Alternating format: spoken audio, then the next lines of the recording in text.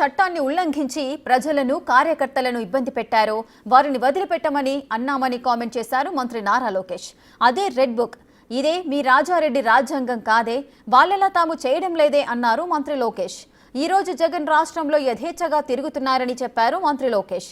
జగన్ కి పవన్ కన్నా మించిన సెక్యూరిటీ ఇస్తున్నామని, ఇక్కడ కక్ష సాధించడం తమ ఉద్దేశం కానే కాదని అన్నారు మంత్రి.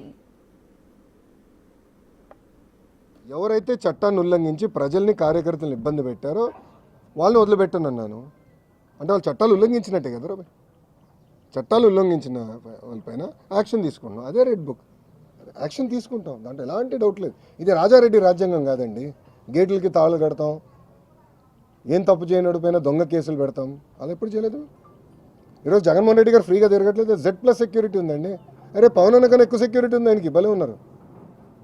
పవన్ అన్న కన్నా ఎక్కువ సెక్యూరిటీ ఆయనకు ఉంది. పవన్ అన్న classification Z category, Jaganmohan Reddy గారికి Z+.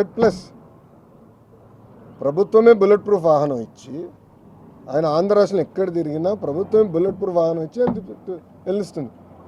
ఏనాడు ఆయన గేటుకి మేము తాడు కట్టలేదే, ఏనాడు ఆయన చేయాల్సిన కార్యక్రమాలు మేము అడ్డుపడలేదే, పర్మిషన్ ఇవ్వకుండా మేము పోలేదే.